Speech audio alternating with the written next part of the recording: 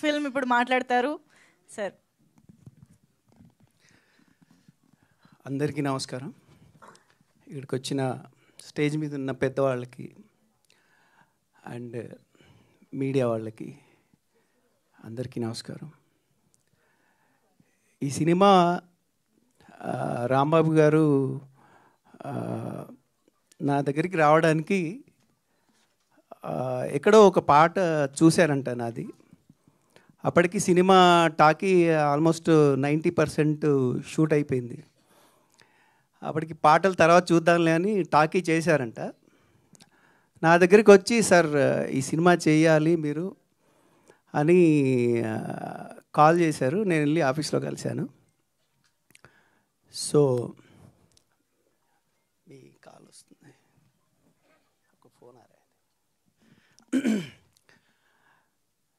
రాంబాబు గారు నాకు కథ చెప్పంగానే అరే ఇదేదో భలే ఉందే అనుకున్నాను.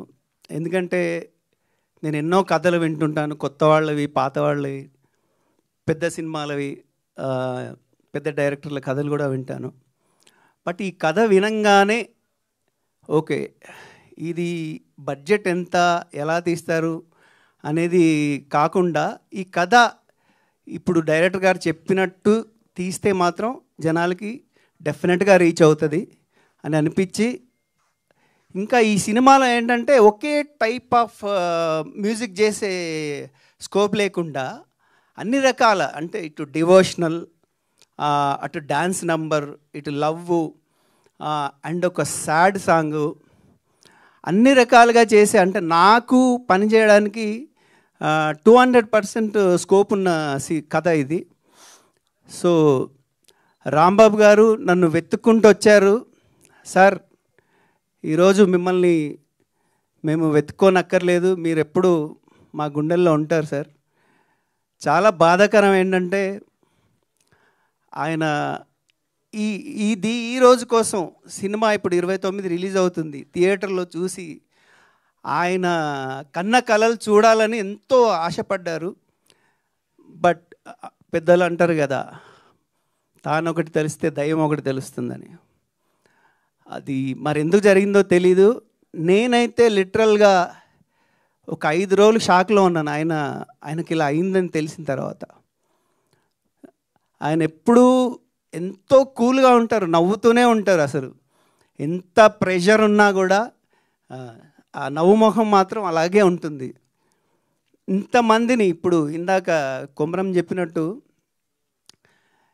కార్తీక్, రాంబాబు గారు ఎక్కడున్నా వాళ్ళిద్దరే, అన్న పాట అయిందా, అన్న టీజర్ అయిందా, అర్ధరాత్రి.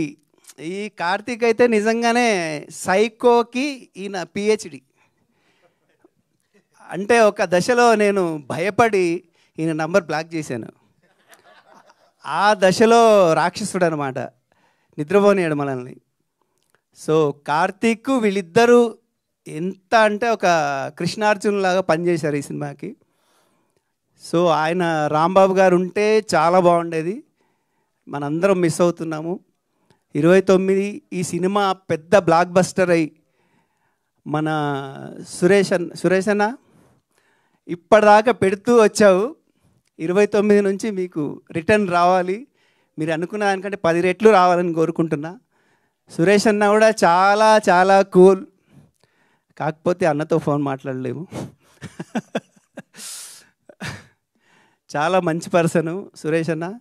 మీరు ఇలాంటి నాకు తెలిసి ఒక 50 సినిమాలు తీయాలి మీరు. 50 సినిమాలు మీరు మన ఇప్పుడు పెద్ద పెద్ద ప్రొడ్యూసర్లాగా మీరు కూడా తెలంగాణలో దిల్ రాజు సార్ అంతా ఎదగాలని నేను కోరుకుంటున్నాను. అలాగే ఈ సినిమాలో ఆమని గారు మదర్ పాత్ర చేశారు. నేను సినిమా ఇండస్ట్రీకి రాకముందు ఆమని గారికి పెద్ద ఫ్యాన్ నేను. ఎందుకంటే శుభలగ్నం, ముఖ్యంగా శుభలగ్నం చూసిన తర్వాత ఓహో, అంటే మనకు అప్పుడు చెప్పేవాళ్ళు సావిత్రి గారు అలాంటి ఆర్టిస్టుల గురించి. అంటే మా చిన్నప్పుడు ఆమెని గారిని చూసాం మేము. ఆవిడ చేసిన సినిమాకు నేను సంగీతం చేయడం చాలా అదృష్టం మేడం. అండ్ కనిక కనుక నేను ఫస్ట్ సినిమా చూసినప్పుడు నేను మన బన్నీని అడిగాను, ఏంటి ఈ అమ్మాయి మన తెలంగాణ అన్నాను. కాదన్నా పంజాబ్ అంటే ఒరిజినల్గా మన తెలంగాణ అమ్మాయిలాగే చేసింది ఆవిడ. అండ్ డబ్బింగ్ ఎవరు చెప్పారో అది కూడా పర్ఫెక్ట్ మ్యాచ్ అయింది. ఒక చోట హాస్పిటల్లో సీన్ ఉంటుంది, నిజంగా ఆమె డైలాగ్ చెప్పినట్టు చెప్పారు, అది చాలా మ్యాచ్ అయింది. కనికాజీ आपको बहुत सारे फिल्म आना है, बड़ा हीरोइन बनना है बोल के బ్లెస్సింగ్స్. అండ్ ఇంకా ఈ సినిమాలో చేసిన ప్రతి ఒక్కరికి థ్యాంక్ యూ పేరు పేరున. అండ్ ఈ సినిమాలో కొత్త సింగర్స్తో పాడించాము. కొత్త జయంత్ మాధుర్ అని ఒక ఇండియన్ ఐడల్లో తను టాప్ 5లో వచ్చారు. అండ్ శ్రియా మాధురి అని ఒక కొత్త అమ్మాయి, ఇంకా ఇప్పుడే సంగీతం నేర్చుకుంటుంటాను. అండ్ ప్రియా రావ్ అండ్ ఇంకా అలేఖ్య, నేను 3 పాటలు పాడాను. అండ్ వేణు శ్రీరంగం గారు ఎన్నో పెద్ద సినిమాల్లో పాటలు పాడారు, ఆయన కూడా ఒక పాట పాడారు. సో పాటలు కూడా ఇప్పుడు రిలీజ్ అయిన పాటలు కూడా అందరికీ నచ్చాయి. ఇంకా 3 పాటలు ఉన్నాయి, అవి కూడా మీకు నచ్చుతాయి. బ్యాక్గ్రౌండ్ స్కోర్ మీరు థియేటర్లో చూడండి, భయపడతారు, నవ్వుతారు, ఏడుస్తారు, అన్ని రకాలుగా థియేటర్లోనూ చూడండి. ఎందుకంటే ఇది ఇందాక కొమరం గారు అన్నారు, ఫోన్లో చూసి ఏం లేదు అనుకున్నాను, అంటే ఆ సౌండ్ ఆ ఫీల్ ఎక్కడ రావాలో అక్కడే వస్తుంది. అండ్ ఈ సినిమాని ఎంతో రాత్రులు కూర్చొని మిక్స్ చేసిన మన మిత్ర, సౌండ్ డిజైన్ చేసిన మిత్రకి ప్రతి ఒక్కరికి ధన్యవాదాలు. Thank you so much. Thank you sir, thank you so much. నిజంగానే ట్రైలర్ని ఫోన్లో చూసిన దానికి ఈరోజు స్క్రీన్ పైన ఇక్కడ చూసిన దానికి చాలా ఎక్స్పీరియన్స్లో చాలా డిఫరెన్స్ ఉంది. సో డెఫినెట్గా అందరూ థియేటర్స్కి వెళ్ళి సినిమాని చూడండి. థ్యాంక్ యూ సో మచ్ అండి. అండ్ ఎస్, ఇప్పటిదాకా ఆయన నాకు డిఓపిగానే తెలుసు, కానీ టీం అందరూ ఆయనకు పెట్టుకున్న పేరు సైకో అని ఇప్పుడే తెలిసింది.